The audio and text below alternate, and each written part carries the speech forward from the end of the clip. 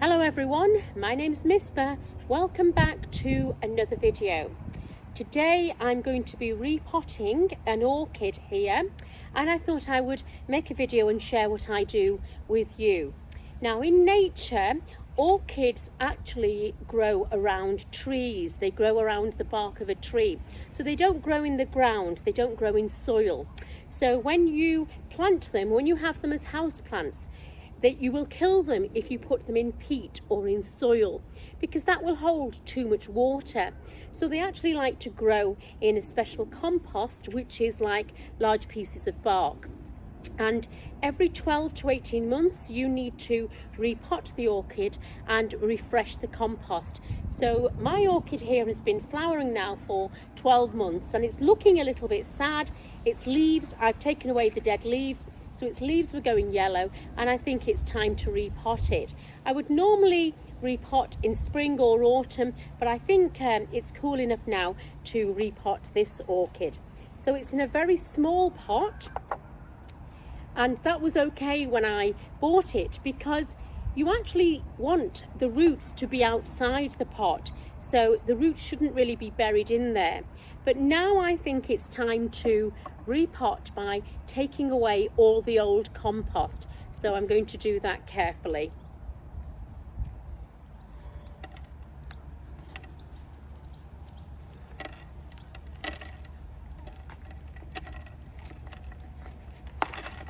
So I've taken out all the old compost there, and I won't be reusing it. Then you have to remove it all out of the root structure here. So all that has to be removed, and what's happening is that the compost is getting waterlogged. So over time the compost breaks down and it becomes waterlogged, and so all that needs to come out, and then I will clear that away. So my first job is to just clear the old compost away.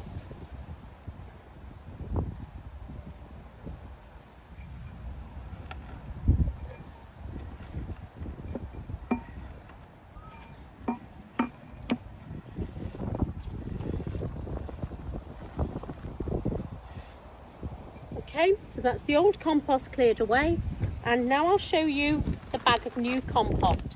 So this is what it looks like.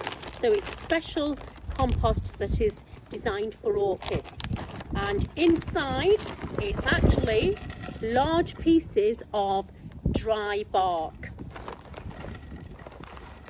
So that will be ideal.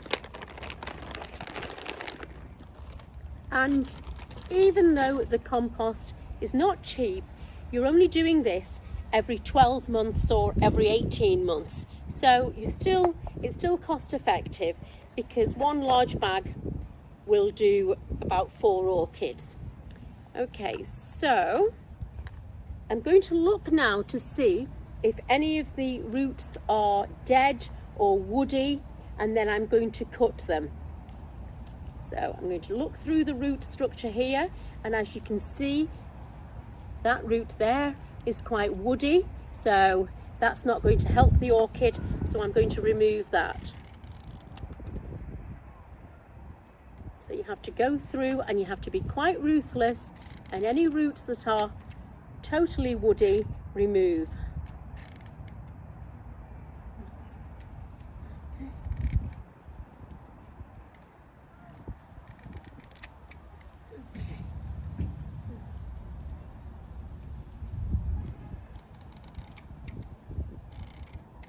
Okay, so I've removed the old compost, I've removed the old roots, and now it's time to repot. So the pots that you get for orchids have extra holes in, so that the soil doesn't become waterlogged, or the bark doesn't become waterlogged, and air can get in. Also, orchid pots are white because some of the roots will come out and stick on top, and some of them will be visible through the actual pot. And the roots actually carry out photosynthesis just like the leaves, and so light needs to get in to the roots there. So for a healthy plant you need a white pot. So I'm going to put it in and then add in the new the new bark. So this is the fresh new bark going in. And then, to care for my orchid plant, what I do is I give it a good watering.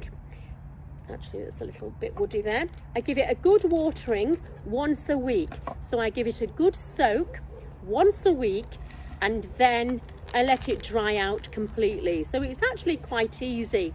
So rather than worrying about when to water it, I have a routine. So I water it on a Sunday morning. So Sunday morning, I give it a good soak, and then for the rest of the week, I let it dry out completely. And that's what it likes. And then I place mine in the bathroom because they like the humidity there. They like the moisture of the bath. And I also place it in the window where I've got frosted glass, so it's getting sunlight, but it's not direct sunlight. So that's a really easy job done. So the orchid repotted. Okay, I'll see you for the next part of my video.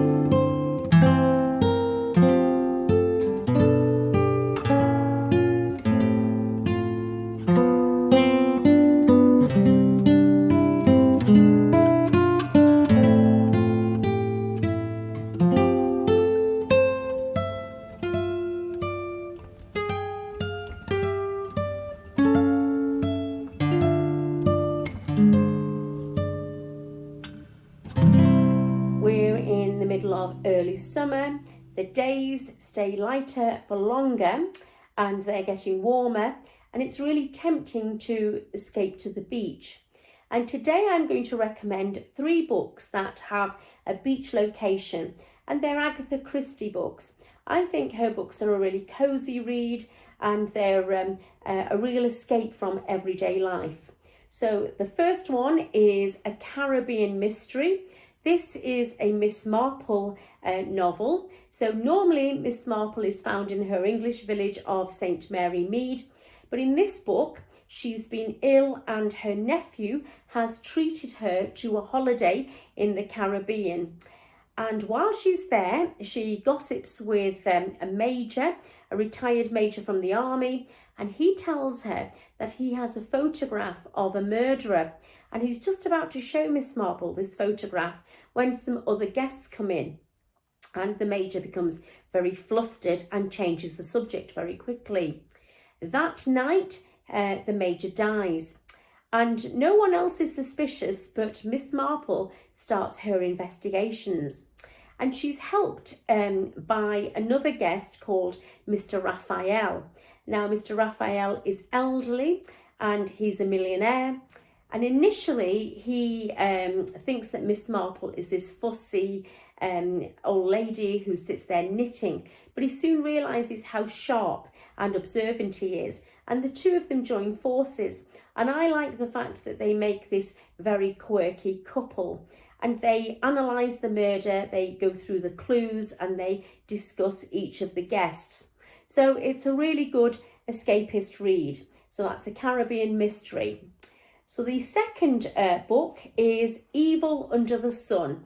This is a Hercule Poirot mystery. And in this one, Hercule Poirot is on holiday. He goes to stay at a very expensive hotel, which is on a small island just off the coast of Devon. And one of the guests on the island is Arlena Marshall. She's this middle-aged but beautiful, glamorous woman. And her fault is that she's quite foolish. And even though she has beauty, she doesn't have brains. And even though she's married, she flirts with other people's husbands. And she goes to meet a man on the beach, and then she's murdered. And so this is a classic Agatha Christie, because the guests at the hotel are the suspects, and it couldn't have been an outsider because they're on this island. The clues are all laid out for you, and Hercule Poirot sets about solving them. And then there's a time element as well. So there's a certain time that the murder could have been committed, and you've got to go through which of the guests were capable enough of racing to the beach, committing the murder, and then rushing back to the hotel, and who had an alibi, and which of the guests are lying. So if you've never read an Agatha Christie, this is a good one to start with, because it's set out as one of her classic stories where all the guests are there, all the suspects are there, all the clues are there, and it's just a case of working it out. The final recommendation is Death on the Nile. And again, this is one of her famous books. Agatha Christie went on a Nile cruise herself, and then when she returned, she wrote this. So it's set in the 1930s, when the rich and famous would travel to Cairo and then do this Nile cruise. And it starts with a love triangle. So we have Lynette Ridgway. She's this wealthy heiress. And just to give you an idea of her wealth, she's bought a house for £60,000, and she's spending another £60,000 doing it up. And her best friend, Jacqueline de Belfont, has £200 a year to live on. And Jacqueline's just bought a second-hand car for £15. So that shows you how wealthy Lynette is. And Jacqueline asks Lynette to help her by giving her fiancé, Simon Doyle, a job. And Lynette agrees, but when she meets Simon Doyle, she's attracted to him herself. And then she steals him away from Jacqueline and she marries him. So Lynette and Simon go on this Nile cruise for their honeymoon. And then at the very last minute, Jacqueline turns up. So you have this love triangle there. Hercule Poirot is also taking the cruise, and when the murder happens, you realise that there are lots of people on the boat who actually had a reason to hate Lynette. So the murder doesn't happen for quite a while. So you actually get the backstory of all the other characters, and it has a very slow-paced and a luxurious feel to it. So once the murder's happened, then it's a closed mystery, because it could only have been one of the guests on the boat, and there is a twist at the end. So it's a really good read. So that's my final recommendation, Death on the Nile. So thank you for watching this video, and I'll see you next time.